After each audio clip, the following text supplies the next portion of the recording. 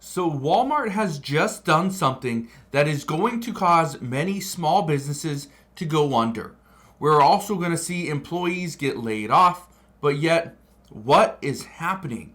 Why are small businesses going under? Because of what Walmart just decided to do. Well, we're going to address that in today's video because what Walmart just announced is actually extremely concerning and one of the things that I warned many people on a few months ago. This is something that we're expecting to ramp up, and it's not just going to come from Walmart.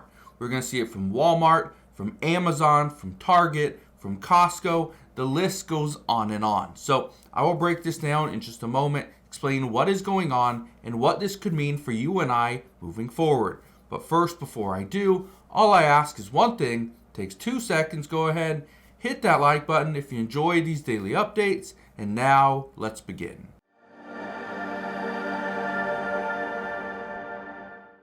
So first off, what did Walmart do? Well, we need to read this article right here. It says Walmart makes surprise cuts as it looks at tariff price hikes. It says at a time when the retail landscape is plagued with uncertainty, Walmart is taking action. Well, what exactly did Walmart just do? Well, let's read it. But first, you need to understand what the CEO had to say. It says right here, Walmart has been in the front and center in the tariff debate during the company's May 15 earnings call. CEO Doug McMillon warned consumers about potential price hikes related to tariffs. He said, given the magnitude of the tariffs, even at the reduced levels announced this week, we aren't able to absorb all the pressure given the reality of narrow retail margins. Keep in mind, Walmart does not charge 75 to 100% margins for some of their products. It is a very, very slim margin. So they can't really absorb those costs. Well, I want to show you this. Look at this right here. It says, Walmart has a plan for battling tariffs. Some retailers going to have an easier time than others absorbing tariff-related increases. Walmart has an advantage that in that regard for 2 reasons. First, its status as a retail giant puts it in great position to negotiate prices and, as necessary, dump inventory it can't source at a reasonable price. Costco's doing the exact same thing, so is Amazon. So that doesn't really change. But listen to this. Secondly, Walmart gets about 60% of its inventory from U.S. small businesses, and the company is taking steps to increase that percentage by promoting its Grow With Us program, which is designed to give small businesses the tools and resources needed to become a Walmart supplier. That's a big one. This is a pretty big announcement. It says Walmart gets 60% of its inventory from U.S. small businesses. Walmart, and again, I said this before, there's a 3-part plan, okay? The producer of the product is going to take on a third of the cost. A third of the cost is going to be eaten up by Walmart. A third of the cost is going to be eaten up or given to the consumer. Here's the interesting thing. Some of these small businesses are going to have to take on a third of that, okay, or a quarter of it. But here's the thing. That means lower prices for consumers if you go to Walmart. This also means the manufacturer is going to have to take on a little bit of a hit, right? About a quarter, 25%. Walmart's going to do the same thing. And then obviously the small business is going to have to eat some of those costs. So again, this is big. But here's where things are very interesting. It says Walmart makes a surprising decision. Walmart announced that it's laying off about 1,500 corporate employees as part of a broader restructuring. The reason why they are eliminating these roles, and I'll read this to you just based off their memo, it says, we are eliminating roles as well as opening some new roles aligned with our business priorities and growth strategies. They don't need executives. What they need is workers pretty much on the front line, okay, inside the stores, at the warehouses, so that they can grow. But also bring over those small businesses so that those businesses can also absorb some of the cost. Walmart is bigger than many retailers. Walmart's one of the biggest retailers we have in the world. They can absorb more of the cost than the small businesses. So by bringing those small businesses in, Walmart can push some of the responsibility onto them and tell them, you eat some of the cost, we will eat some of the cost, your supplier will eat some of the cost, which we can help negotiate those prices with them, and we'll give some of the increase over to the consumer. But look at this, okay? It says some small businesses are swearing off tariff price hikes, and it's costing them.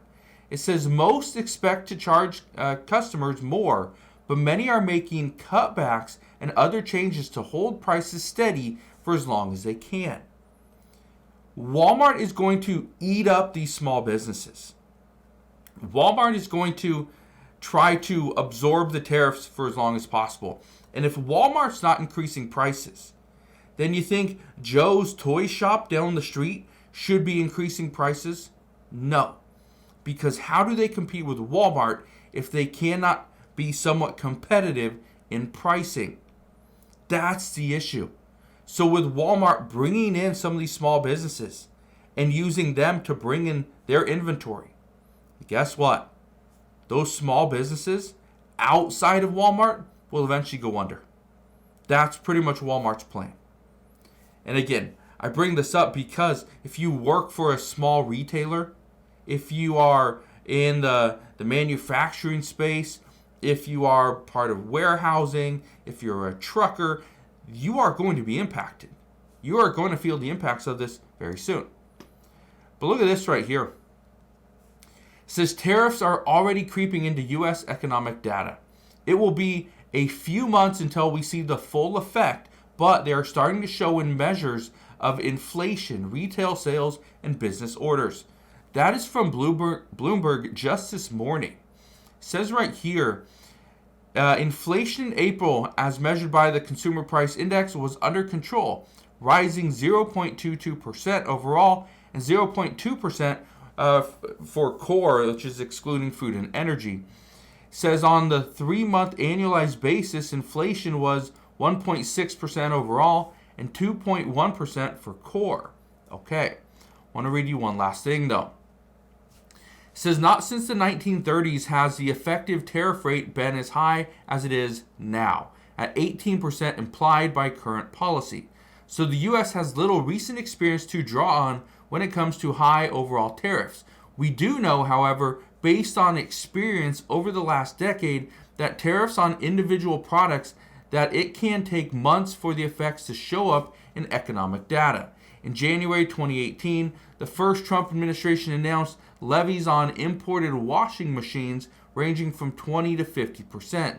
Spending on such goods immediately surged by 3.6% as consumers tried to beat the tariffs.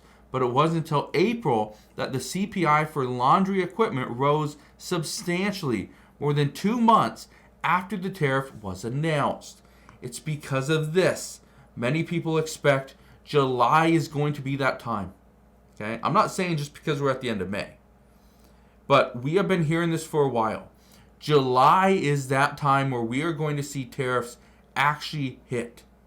This is also why the Trump administration is placing a deadline on their One Big Beautiful Bill as the 4th of July. Because those two dates will coincide with each other. Meaning that, yes, prices may go up, but we're going to have some good news regarding taxes, additional rebates, credits for the American people. So, we'll see what happens moving forward. The one thing I can tell you at this time is Walmart is dead set on holding back from raising prices as long as possible. And if they can do that successfully on their end, it's actually going to be very problematic for the rest of the economy because small businesses are not going to be able to absorb these price hikes.